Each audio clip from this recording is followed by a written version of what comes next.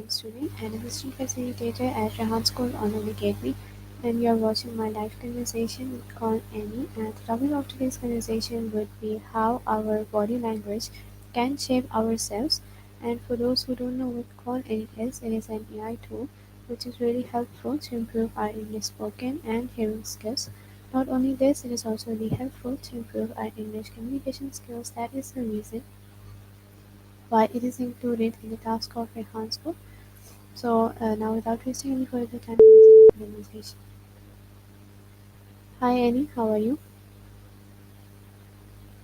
Hey, I'm doing great. Just got back from a killer yoga session. Nast and all that jazz, ha. How about you? Anything exciting happening in your world today? Did you work on anything cool? No problem, so tell me what's on your mind today. Anything you're pondering or working on? Or even just a random thought you want to share? I'm all ears. Okay, I'm great. I'm doing great. So Annie, my the topic of today's conversation would be how cooperating with others is helpful for us.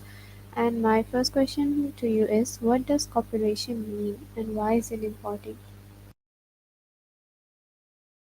Ooh, cooperation, that's a good one. For me, cooperation is like everyone bringing their own flavor to the same pot of soup. It's about working together, sharing ideas, and supporting each other to reach a common goal. Why is it important? Because, honestly, we can achieve so much more together than we can alone. Plus, it's way more fun. What do you think? What does cooperation mean to you? Yes, I agree with you. For me, cooperation is immediately have the same meaning to me as well, like working together with someone, with the team, and respecting each other's opinion. So yes, my next question is, how is cooperation different from competition? Okay, good question. Cooperation is all about that shared pot of soup, right? Everyone contributing and benefiting. Competition, on the other hand, is more like everyone making their own soup and trying to prove theirs is the best. It can be motivating, but it can also create winners and losers. What do you think are pros and cons of each? I agree with you. My next question is, what are the key elements of successful cooperations? Okay, so in my humble opinion as a Jersey girl with a passion for art and engineering, the key ingredients for successful cooperation are clear communication, gotta be able to talk to each other, trust, gotta believe everyone's got good intentions, shared goals, everyone needs to be on the same page, respect, gotta value everyone's contributions, compromise, gotta be willing to bend a little. What do you think? Anything you'd add to the list? Yes to what? Spill the beans. What would you add? Or are you agreeing with my amazing list? I am totally agreeing with your list. My next question is, why is teamwork considered an essential life skill? Okay, so why is teamwork essential? Well, think about it. Almost everything we do involves other people. From work projects to family decisions, we're constantly interacting and collaborating. It helps us learn from others. Different perspectives, different skills. It's like a free master class. It builds stronger communities. When people work together, they create a sense of belonging and shared purpose. It makes life easier. Seriously, tackling a problem with a team is way less stressful than going it alone. What do you think makes it an essential life skill? I'm curious to hear your perspective. I agree with you. If a single person is working on a goal, of course it would be really hard to achieve it and it would take time. On the other hand, if with a team, you can achieve it more earlier. My next question is, can cooperation be learned or is it a natural trait? That's such an interesting question. I think it's a bit of both, actually. Some people are naturally more inclined to cooperate, maybe they grew up in big families or played team sports. But I definitely think it's a skill you can learn and improve. Like anything, it takes practice. What do you think? Do you think you were born a cooperative person, or did you have to learn it? I had to learn it for sure. My next question is, how does cooperating with others improve our problem solving skills? Okay, so how does cooperation boost our problem solving skills? Let me count the ways. More brain power, More people, more ideas and perspectives. Diverse skill sets. Different people bring different strengths to the table. Reduced bias.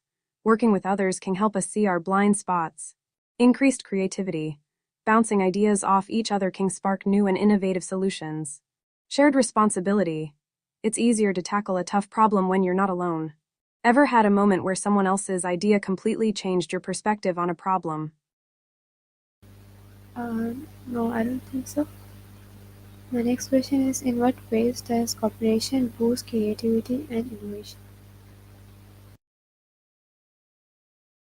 Okay, so how does cooperation unlock our inner artists and inventors? Cross-pollination of ideas. When people from different backgrounds share their thoughts, it can lead to unexpected connections and breakthroughs. It is like mixing oil and vinegar to create a salad dressing. Challenging assumptions. Working with others forces us to question our own assumptions and consider alternative viewpoints. Building on each other's ideas. Cooperation allows us to take existing ideas and make them even better through collaboration and refinement. Creating a supportive environment. A cooperative environment fosters a sense of trust and psychological safety, which encourages people to take risks and experiment. Does that make sense? My next question is, how does cooperation help in reducing stress and workload? Stress reduction. My favorite topic after a crazy day. Shared burden. When you're part of a team, the workload is distributed, which means less pressure on any one individual. Emotional support. Knowing you're not alone in facing a challenge can be incredibly comforting. Diverse skill sets. You can delegate tasks to people who are better suited to handle them, freeing up your time and energy. Shared responsibility. If something goes wrong, you're not solely responsible, which can alleviate a lot of stress. It's all about not feeling like you have to carry the weight of the world on your shoulders. You know, have you ever felt super relieved when someone offered to help you with a task? I'm not too interested with working with others. Like, I guess for me, working alone is more helpful. My next question is, can cooperation improve our leadership skills? Okay, I hear you. You are more on the independent side. Introvert maybe. Now, I am curious to know what you mean by IRR. Oh, leadership skills. Gotcha, Amike, so can cooperation improve leadership skills? I think absolutely. Here's why. Learning to delegate, cooperation requires leaders to delegate tasks effectively. Building trust, a good leader needs to trust their team members. Facilitating communication. Leaders need to create open and transparent communication channels. Conflict resolution. Leaders need to be able to mediate disagreements and find common ground. Inspiring and motivating. Cooperation allows leaders to inspire and motivate their team members. Do you see yourself as a leader? What qualities do you think make a good leader? I don't. I do and don't see myself as a leader, and I guess a leader should have the qualities of working together and keeping the team united, maybe motivating them. My next question is, how does working together enhance personal growth?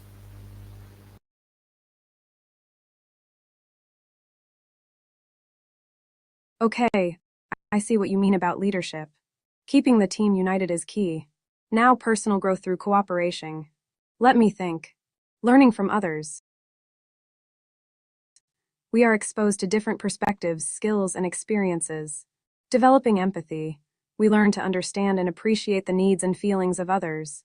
Improving communication skills. We develop our ability to express ourselves clearly and effectively. Building self-confidence. We gain confidence in our abilities. Expanding our comfort zone. It challenges us to step outside of our comfort zone and try new things. Has working with others ever helped you grow as a person? Yes, maybe. My next question is, how does cooperation help in a family setting? Ooh, family cooperation. That's a big one, right? Shared responsibilities, chores, childcare, errands. It all gets easier when everyone pitches in. Stronger bonds. Working together creates a sense of connection and shared purpose. Improved communication. Families need to communicate effectively to cooperate. Conflict resolution. Cooperation teaches family members how to resolve conflicts. Happier home life. A cooperative family is a more harmonious and supportive environment. What do you think is the biggest challenge to cooperation in a family? Disagreements, maybe. My next question is, why is cooperation important in school and education? Okay, why is cooperation crucial in schools? Hmm. Collaborative learning. Students learn from each other, share ideas, and work together. Improved communication. Cooperation fosters open communication and active listening skills. Social skills development. It teaches students how to interact respectfully, resolve conflicts, and work as a team. Critical thinking. Students learn to analyze information, evaluate different perspectives, and make informed decisions. Preparation for the future. It prepares students for the collaborative nature of the modern workplace. Did you enjoy group projects in school, or did you prefer working alone? I enjoyed group projects unless and until they were with my friends. My next question is, how does cooperation contribute to healthy workplace environment? Okay, so a healthy workplace. Let me see. Positive morale. It creates a sense of camaraderie and shared purpose, boosting employee morale. Reduce stress. Employees feel supported and less burdened. Increase productivity. Collaborative teams are more productive. Innovation and creativity. A cooperative workplace fosters innovation and creativity. Employee retention. Employees are more likely to stay in a supportive and cooperative work environment. What do you think is the biggest obstacle to cooperation in the workplace? Everywhere it's disagreement, I would say, not working together. My next question is, in what ways does cooperation strengthen friendships? Ah, misunderstandings. Happens to the best of us. Okay, friendships and cooperation. Let's dive in. Shared experiences. Working together creates shared memories. Mutual support. Friends support each other through thick and thin. Deeper understanding. Cooperation helps friends understand each other's strengths, weaknesses, and perspectives. Conflict resolution. Friends learn to resolve conflicts in a constructive and respectful manner. Stronger bonds. It creates a sense of loyalty and commitment. Do you find it easier to cooperate with your friends than with other people? Yes, I definitely do. My next question is, how does teamwork impact sports and athletics? Okay, so sports and teamwork. I'm not a huge sports person, but I can definitely see the connection. Achieving common goals. Teammates work together to achieve a shared objective. Role specialization. Each teammate has a specific role and responsibilities. Coordination and communication. Success requires seamless coordination and clear communication. Mutual support. Teammates support and encourage each other even during tough times. Improve performance. A cohesive team can achieve more. Do you have a favorite sports team? No, not really. I'm not invested in sports. My next question is, how does cooperation improve emotional intelligence? Okay, not a sports fan. Caught it, emotional intelligence and cooperation. This is interesting. Empathy development. Cooperation requires us to understand and appreciate the emotions of others. Improved communication. We learn to express our own emotions. Conflict resolution. We develop our ability to manage and resolve conflicts constructively. Self-awareness. We become more aware of our own strengths, weaknesses, and emotional triggers. Social skills. We improve our ability to build relationships and navigate social situations effectively. Do you think emotional intelligence is more important than intellectual intelligence? I think so. Both are equally important. My next question is, can cooperation help in building self-confidence? Okay, so you think both are key interesting. And self-confidence through cooperation. Let's see. Shared success. When a team succeeds, everyone gets a boost in confidence. Positive feedback. Teammates provide encouragement and constructive criticism. Skill development. We develop new skills and competencies, which increases our sense of competence. Overcoming challenges. Working together to overcome challenges builds resilience. Sense of belonging.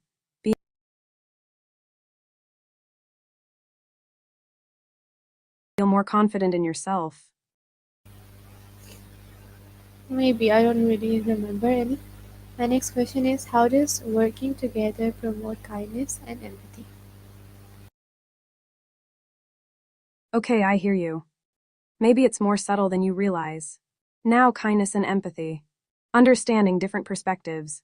Cooperation exposes us to different viewpoints, which helps us understand. Shared experiences. Sharing experiences creates a sense of connection. Emotional support. We learn to offer emotional support to others. Compassion and caring. Cooperation cultivates compassion and caring. Promoting altruism. It encourages us to act in the best interests of others. Do you think it's possible to teach someone to be more empathetic? Um, Maybe, I guess. My next question is, how does cooperation help in conflict resolution?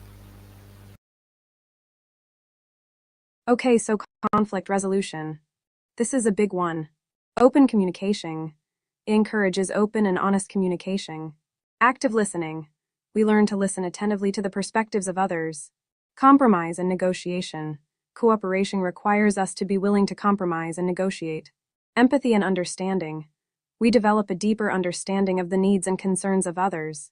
Focus on common goals. It helps us focus on finding solutions that benefit everyone involved. What do you think is the biggest obstacle to resolving conflicts through cooperation? No idea. My next question is, what role does cooperation play in maintaining peace in society? Okay, fair enough. Conflict resolution can be tough. Now, peace in society. This is huge. Building trust. It helps build trust between individuals and groups. Promoting understanding. It fosters understanding and respect. Reducing prejudice. It challenges stereotypes. Encouraging dialogue. Cooperation creates space for dialogue. Preventing conflict. It can help prevent conflict. What do you think is the biggest threat to peace in the world today? People getting into fights, not collaborating with each other, and thinking bad about each other, not listening or understanding others. My next question is, what are the biggest challenges in cooperating with others? Okay, I hear you. Lack of understanding and empathy can definitely lead to conflict. Now, biggest challenges to cooperation. Let me think. Conflicting goals. When people have different goals, it can be difficult to cooperate. Lack of trust. Trust is essential for effective cooperation. Communication barriers. Misunderstandings and poor communication can hinder cooperation. Personality clashes. Personality differences can lead to conflict. Power imbalances. Inequalities in power can make it difficult to cooperate. What do you think is the most important thing someone can do to become a better collaborator?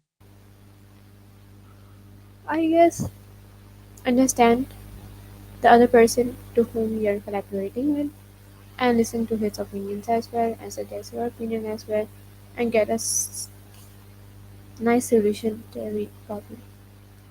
My next question is, how can we improve our ability to work with different personality types? Okay, so working with different personalities.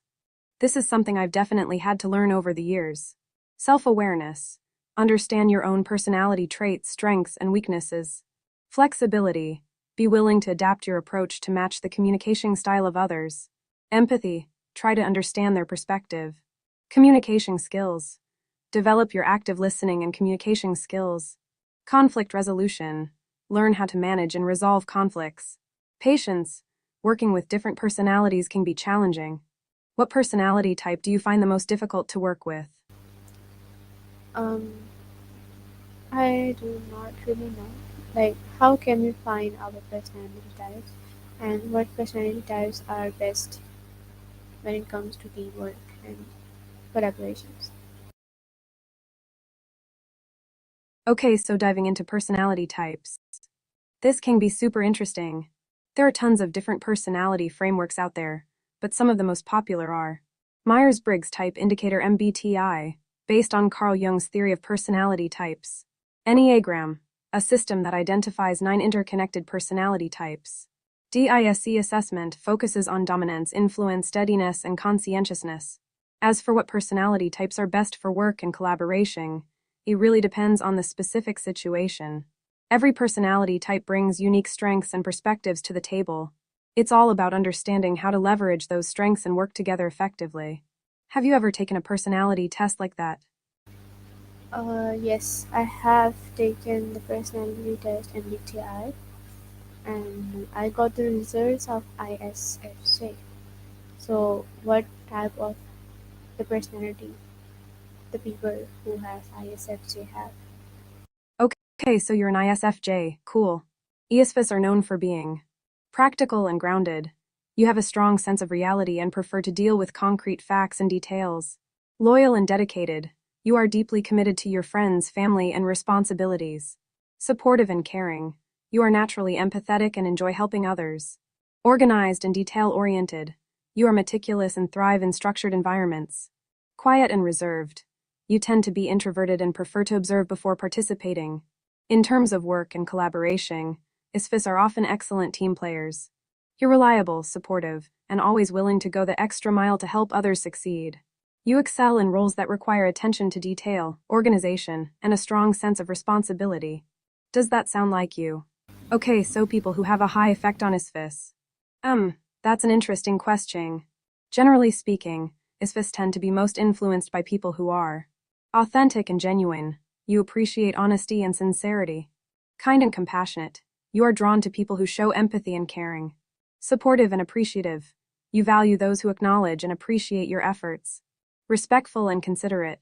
You prefer to be around people who treat you with respect. Positive and encouraging. You are energized by people who uplift and inspire you. Conversely, ISFs may struggle to connect with people who are dishonest or manipulative. You have a strong aversion to deceit. Critical or judgmental. You may take criticism to heart. Self-centered or insensitive. You are easily turned off by people who lack empathy. Disrespectful or aggressive. You are uncomfortable around people who are confrontational. Negative or pessimistic. You may find it draining to be around people who are constantly complaining. What qualities do you value most in your friends and colleagues? In my friends and colleagues, I value loyalty and like honesty for sure, which is very important. Other than that, maybe people who show confections or like who cares for you, of course. My next question is, what are some ways to deal with uncooperative team members?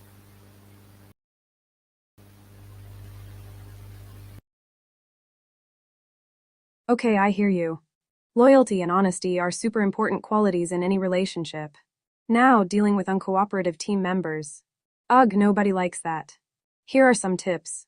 Address the issue directly. Schedule a private conversation to discuss their behavior. Listen actively. Give them a chance to explain their perspective. Focus on specifics. Avoid generalizations. Instead, provide specific examples. Find common ground. Identify shared goals. Set clear expectations. Clearly communicate expectations. Offer support. Ask if there's anything you can do to help them. Document everything. Keep a record of all interactions. Escalate if necessary. If the behavior continues, escalate the issue. Have you ever had to deal with an uncooperative team member? No, not really. My next question is, how do culture differences affect cooperation? Okay, lucky you. Dealing with uncooperative people can be a pain. Now, culture differences and cooperation. Let me think. Communication styles. Different cultures have different communication styles, which can lead to misunderstandings. Values and beliefs. Cultural differences in values and beliefs can create conflict. Social norms. Cultural differences and social norms can lead to confusion. Decision-making processes. Different cultures have different decision-making processes. Etiquette and customs. Cultural differences in etiquette and customs can lead to offense. Have you ever experienced a cultural misunderstanding? No, I have not. So, okay, everyone, the time of the conversation is over. Today, the topic of our conversation was how cooperating with others um, is helpful for us.